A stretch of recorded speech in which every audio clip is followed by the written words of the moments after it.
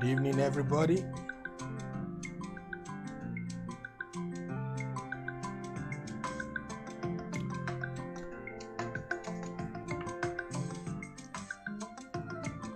Good evening, everybody. Welcome to another Life and Leadership with P. Shegs. Wherever you have joined me from this evening, I welcome you. Thank you for being here this evening.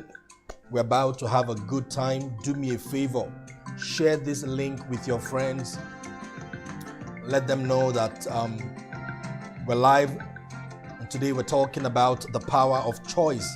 The topic is what you choose is what you get. Okay, I see a few of my friends on Instagram. Mr. Ideation, I see you. Rhoda Michael, Yamasi, I see you. Happy anniversary. Good to have you here. Eunice, I see you. You're welcome. Timo's Collection, I see you. You're welcome. JD Bespoke, you're welcome. Prissy Joy, I see you. Smart Business Chick, I see you on Instagram. You're welcome. Thank you for being here. God-feeding Woman, I see you. Thank you for joining me this evening. Like I said, our discussion today is what you choose is what you get. That's the title of my first book.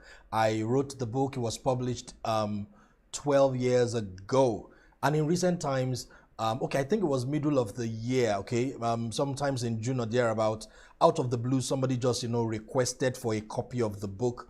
And we had run out of copies, and I just started thinking about the subject, and I was wondering, why is somebody interested in this, material? And then I looked at it one of these days, and I felt like, wow, it's been a while. So many people will benefit if we talk about this again. And I looked at the manuscript, fresh ideas started flowing, and I started editing. I started adding to the material, and so the new book, the revised edition, is going to come out before the end of the month, by the grace of God. But every Wednesday till the end of November, we get to talk about the book. We get to talk about content of the book. We get to talk about this material or this book titled What You Choose is What You Get. Now, let me say this. It's not everything in a book that I will be able to share, and there's going to be a lot that I will say that is not in the book. So I'm going to encourage you at the end of our time together. You can get the audio. Okay, of course, if you go to my link on Instagram, you can subscribe to have all my teachings sent to you every week. That's an average of 2 teachings every week. In a whole month, you get to pay just 1,000 naira, and you get all my teachings sent to you in not more than 24 hours. Really, we do it in less than 12 hours of the presentation. The audio will be sent to you via WhatsApp. So you have it on your phone. You can listen to it right away. Or if you just want to watch the whole thing again, you can go to my channel on YouTube, youtube.com/pshegs, and you can watch, the teaching all over again. Previous editions of Life and Leadership with P. Shegs, of course, is on my YouTube channel. And you can also, you can catch up with all of those materials. Also, if you have not invited anybody this evening, please do so right away. Tag them in the comments. If you are on Instagram Live, just put their handle in the comments. And if you're on YouTube, please share the link with 1 or 2 friends. I invite them in this morning. For those who normally would join on Facebook, please, we won't be live on Facebook tonight. So please, it's YouTube, it's Instagram Live, and it's MixLR this evening. Let's get down to work. What you choose is what you get. The topic for this evening's session is you've got the power. You've got the power. Let me start with this story. I told the story in the book. So many years ago, when I was very little, I think I was less than 10. I approached my father because then, I grew up in the city of Ibadan. The part of Ibadan where I grew up in, as far as I was concerned then, was not very ideal, It was a rowdy environment. And so I approached my father one day. I said, Daddy, why do we live here? Why do we live here? And when I was younger, I used to be very talkative, I talked a lot. So I am certain that day, perhaps, that must have been maybe the 1,000th question I was asking him. The man was fed up. So he just came up with something that would shut me up. So my father said, you know what? I like it here. When you grow up, you can live wherever you choose to live. And end of discussion. And that was the end of the discussion. Now, he was going to shut me up, but what he actually did unconsciously was switch, a train of thoughts in my heart. And I started asking myself, I started thinking to myself, oh, so when I grow up, I can live wherever I choose to live. Now, at that time, we were not too far away from the GRA, even though our environment was not GRA, but our house was not too far away from the GRA. We could take strolls to the GRA. Well, a bit of a stretch, but then we used to take strolls to the GRA, myself and my siblings and a few friends would just walk around the area. I know it's always very quiet, beautiful houses. And that evening when he said, you can live wherever you choose to live when you grow up, I said to myself, young boy, but I said to myself, when I grow up, I will live in a very quiet environment where people don't pry into other people's matters, where things, people everywhere is just quiet, you are just on your own, everybody around is sophisticated and rich. I just said it to myself, when I grow up, that is where I'm going to live. 12 years ago when I wrote this book, as at that time, I'd already fulfilled that dream. I was living in the first home we lived in when we got married. And yes, it was a very quiet environment. It was, the kind of environment I dreamed about when I was a kid. And of course, afterwards, we've moved on, and we live in a better place that is more, more descriptive of the vision I had as a little boy. Now, what did my father do that day? My father sowed a seed in my heart, telling me that I had the power to choose. I had the power to choose what happened in my life, or what happens in my life, I have the ability to choose what happens in my life. I want us to start with a Bible verse this evening that buttresses exactly that point. The book of Hebrews, chapter 11 and verse 24. Allow me to read it to you from the New King James Version of the Bible. Hebrews 11 and verse 24. It says, by faith Moses, when he became of age, sorry for that disturbance. By faith Moses, when he became of age, refused to be called the son of Pharaoh's daughter, choosing rather to suffer affliction with the people of God than to enjoy the passing pleasures of sin, esteeming the reproach of Christ greater riches than the treasures in Egypt, for he looked to the reward. What's this verse of scripture saying to us? When Moses became of age, he made a choice.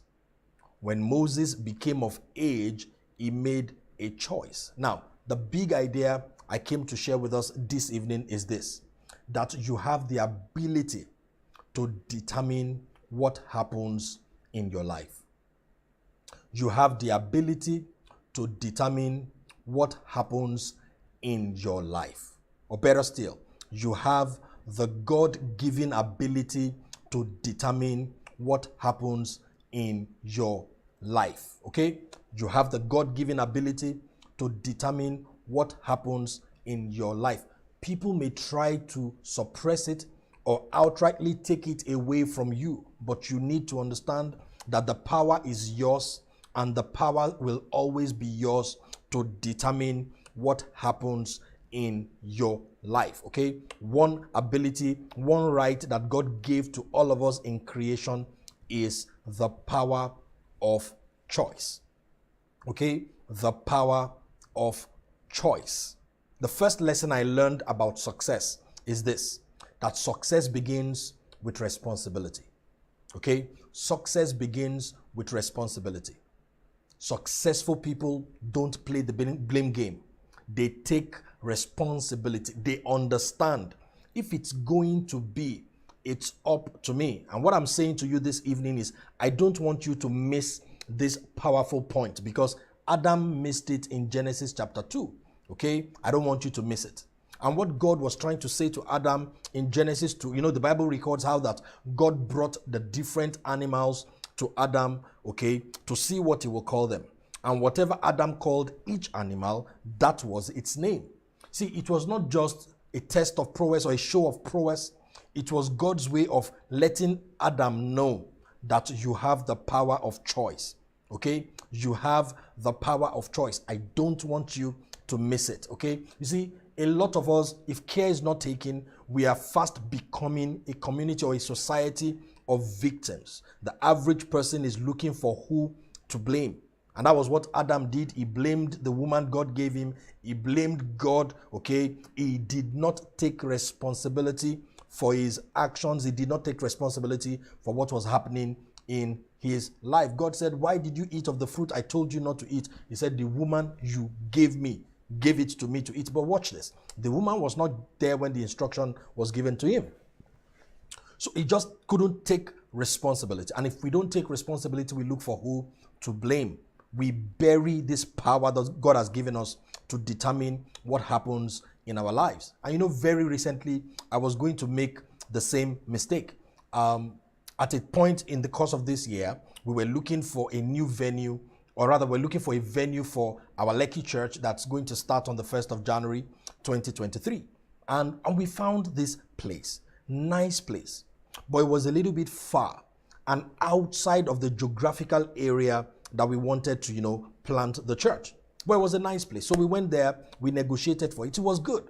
And I got back home and I found out that I was torn between thanksgiving and resentment. A part of me was, you know, grateful, oh, we found a place. But there was a part of me that felt like, but this is not exactly the place. Okay, and I was, you know, rationalizing. Maybe God, okay, wants us to start in this place and grow from there. Maybe, you know, sometimes we think it is one thing, maybe we missed God and all of that. And I remember vividly, I was praying that evening and the Holy Spirit dropped these thoughts in my heart. He said, if you choose to start the church in that location, it's up to you. Whatever you call it, that's what it's going to be. If you call that place the venue of your church, then it's going to be the venue of your church. God was trying to tell me, don't feel stuck, okay? Don't make the available desirable and think or conclude maybe this is what God will want me to have. No, God has given you the power, okay, to determine what happens, to determine what you have. So if you don't like what you have, you can do something about it. Okay, and over again, the Holy Spirit kept reinforcing that thought in my heart. Whatever you call it, that's what it is. Whatever you call it, that's what it is. And as I continued to pray, I got to a point where I was able to say to God, I said, that location is beautiful, but that is not the place.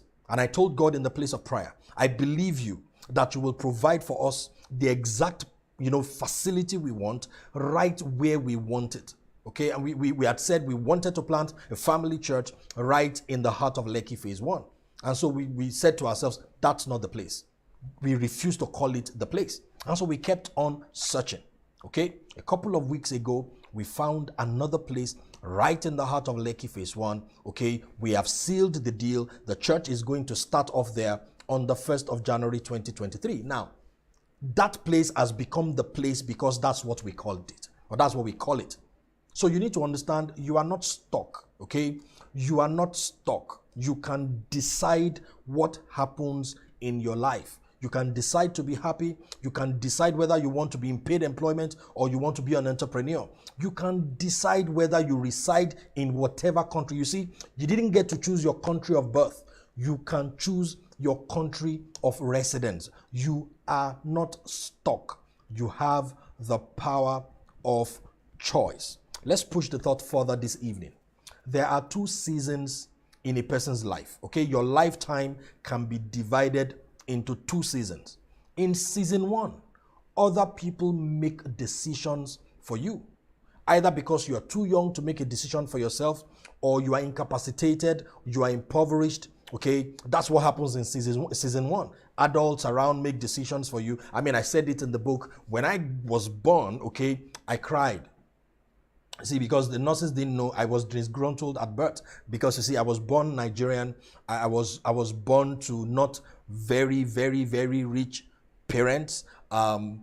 If I had my way, I probably would have been taller. Okay, there's nothing wrong with being 6'5". Okay, that was what I wanted to see, but the configuration of my parents decided the fact that I was not very tall. when I was born. So growing up as a little boy, I just felt, something about me said I was more than this. I just used to feel, in those days we watch American movies.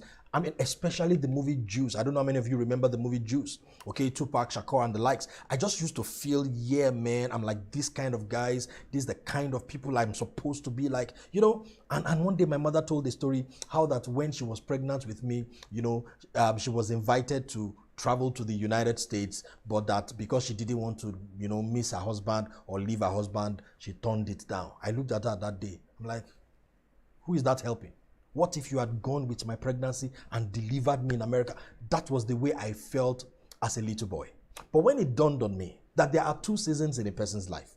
Season 1 is that season where you are bound by the decisions of other people. Now, season 2 begins when you begin to make your own decisions. Now, you need to understand, these seasons are not chronological. They don't respond to your age. These seasons respond to the time when you start taking decisions for yourself. So there are some 40-year-olds who are still in season 1. They are blaming the government, they are blaming their parents, they are blaming Africa, they are blaming Nigeria, they are blaming the color of their skin. And there are 20-year-olds who are already in season 2 because they take responsibility for themselves. And you see, it's not too early to start off your season 2. It's not too late to kick off your season 2. Joseph was 17. Abraham was 75. It does not matter. You get to a point in your life where you say to yourself, from this moment on, it is up to me. I refuse to blame anybody. I take responsibility for my own future. You see, it is at that point that you kick off your season 2. This is my message to you this evening. Success begins at season 2. Excuse me. Success begins at season 2. At that point where you start taking responsibility for your own life. I told you before, success begins with responsibility. Successful people don't play the blame game. They take responsibility for themselves. Now, somebody is wondering, if you say we have the power of choice, what about the will of God? Okay, what about the will of God? Is it possible for a man to make a decision contrary to the will of God? To answer that question, I'm just going to read a little excerpt from the book to you this evening. I said something in the book, and this is it. I said, it is not that God is powerless against man, or that God cannot make us do whatever he wants, but God, in his love, chose to share his power with us. God's will is for man to be the final authority on earth, just as he is the final authority in heaven. God's design is to rule the earth by influence, not by force. Okay? God's design. So you need to understand, it is not that we are so powerful we can override the will of God. No. It is the fact that God's will is for us to have our own will.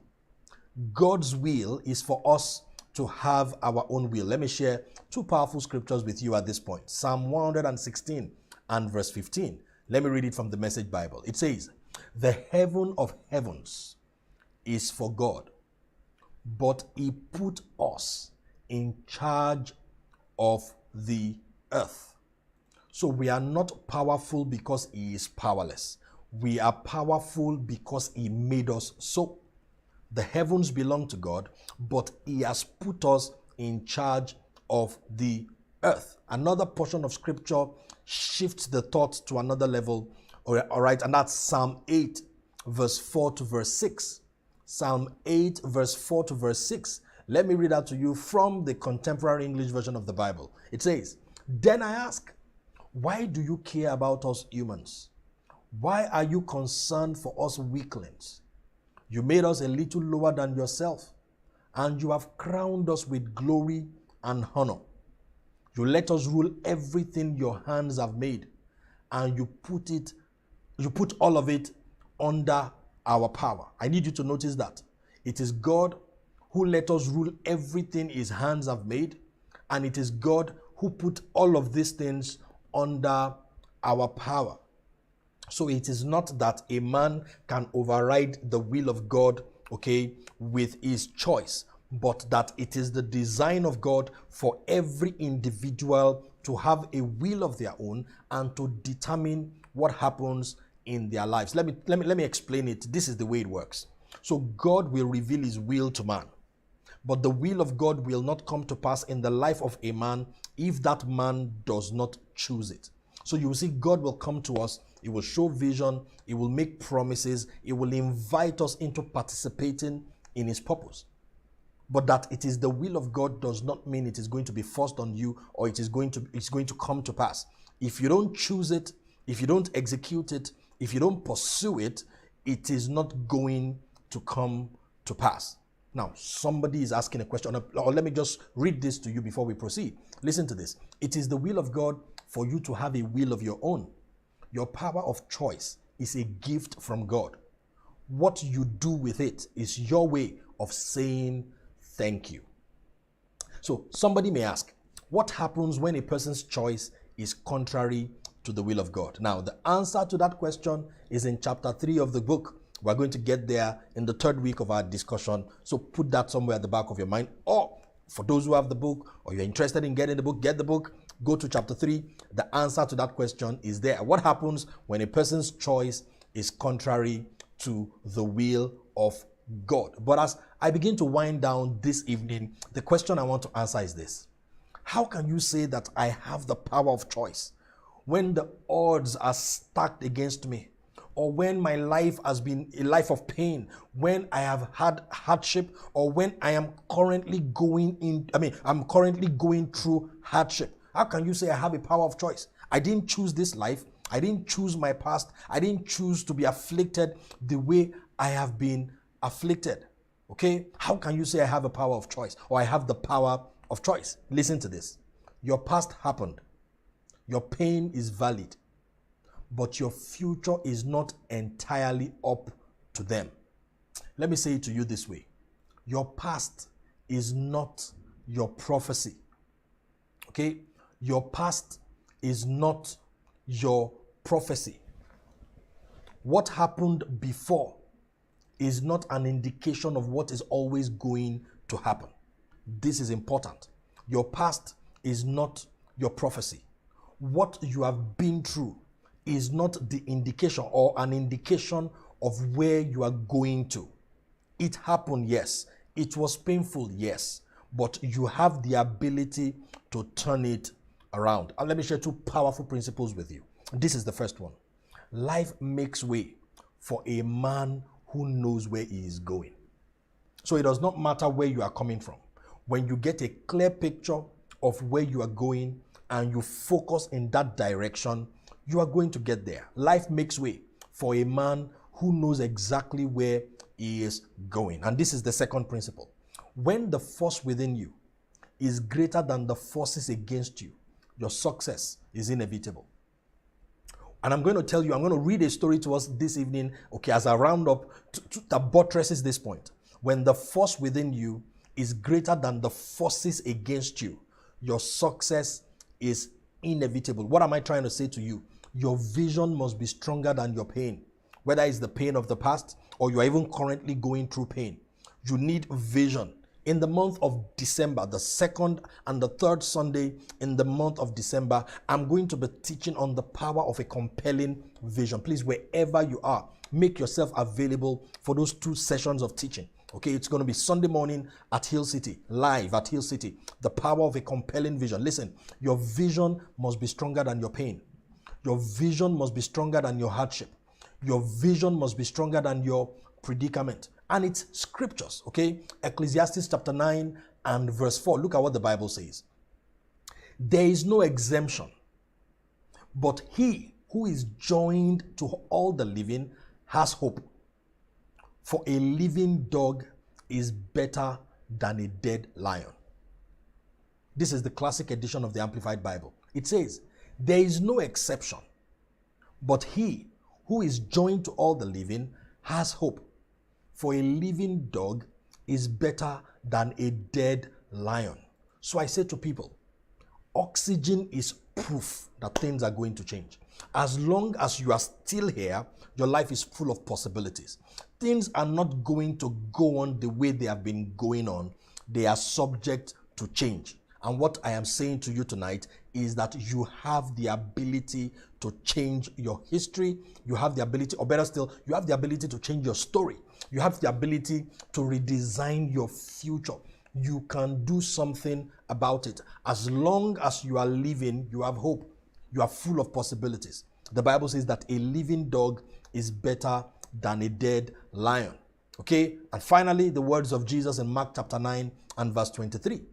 Jesus said to him, if you can believe, all things are possible to him who believes. All things are possible to him who believes. So my question to you as we round up this evening is this. What exactly do you believe? About yourself, about your life, about your past, about your future? Don't forget I told you, whatever you call it, that's what it is. Sometimes if you call your past preparation for your future, then that's what it is. Okay? You don't want to see it as suffering. You don't want to see it as affliction. You don't want to see it as impoverishment. It is entirely up to you. Whatever you call it, that is what it is, because you have the power of choice. It is God-given. Every one of us, we have it. People may want to take it away from you. People may take it away from you for a season. They may suppress you. They may oppress you. Okay, you may be overwhelmed by what you are going through right now, but never forget, you have a choice. You can do something about tomorrow. All right, I want to round up this evening by reading to you this beautiful story. I saw this story in John Maxwell's book, 15 Invaluable Laws of Growth. Okay, it's the story of Jonetta McSwain. And this is somebody you can Google. She is still alive. All right, so permit me to read her story to you this evening. Okay, it will take us a little bit of time, but I assure you, you will enjoy it. Okay, let's read about Jonetta McSwain. For more than 30 years, she was someone who saw little value or potential in herself. But to be honest, there were many legitimate reasons for her poor perception of herself. She was born to a single mother who didn't want her and told her so. She and her sister Sonia, who was a year older, along with a cousin, spent the first 5 or 6 years of their lives being raised by their grandmother in Birmingham, Alabama. But the house was also shared by 3 uncles who abused all three of the children psychologically, physically, and sexually. Jonetta was scarred, both physically and emotionally. By the time I was 5 years old, says Jonetta, I had already started to believe that I was not only inferior, but I was also a child abandoned by her own mama. As a child, I had no place, no voice, and no worth at all.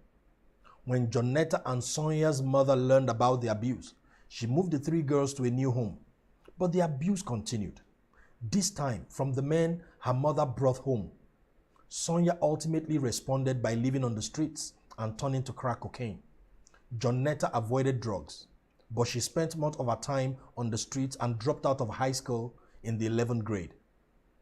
She had her first child out of wedlock at the age of 19, then a second child in her mid-20s. For the most part, she lived in government-supported housing and on government assistance and relied on her boyfriends for additional support. To keep herself in designer clothes, she resorted to shoplifting. Sonia's perspective poignantly sums up the state they were in. Everybody in my family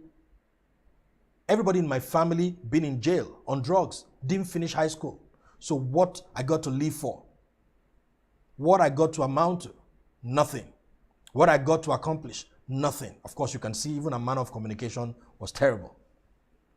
Jonetta's 30th birthday caused her to look in the mirror. She didn't like what she saw. And this is what she said.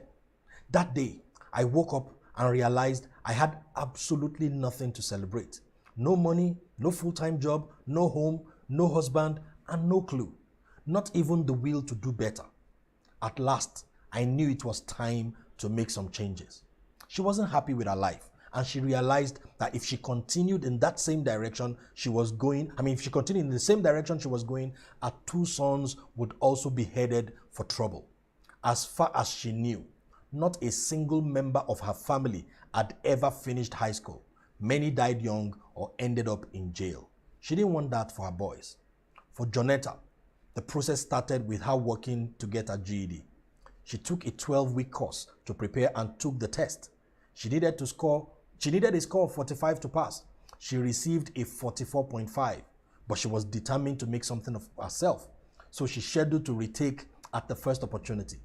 When she passed, she was excited to be chosen to speak at the graduation ceremony.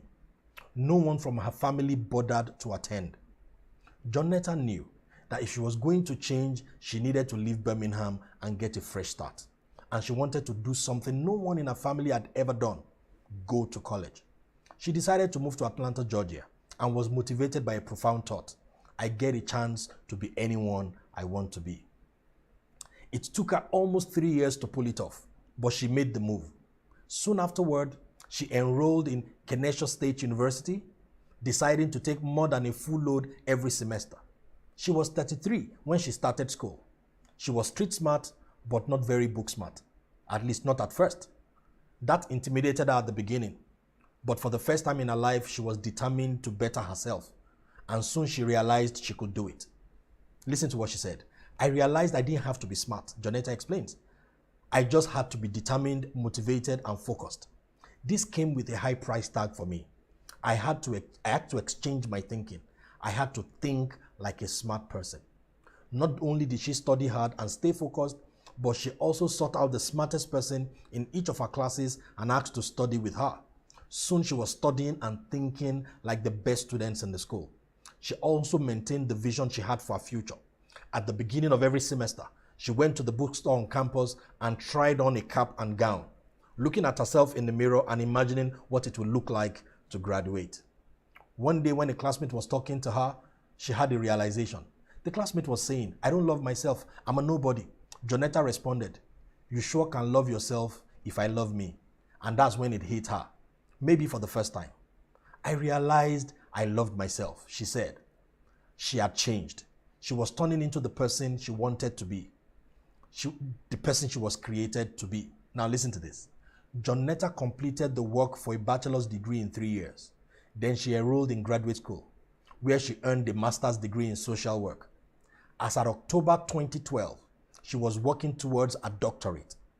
I went for something that society told me you can't do, says Jonetta. Oh yes, I can.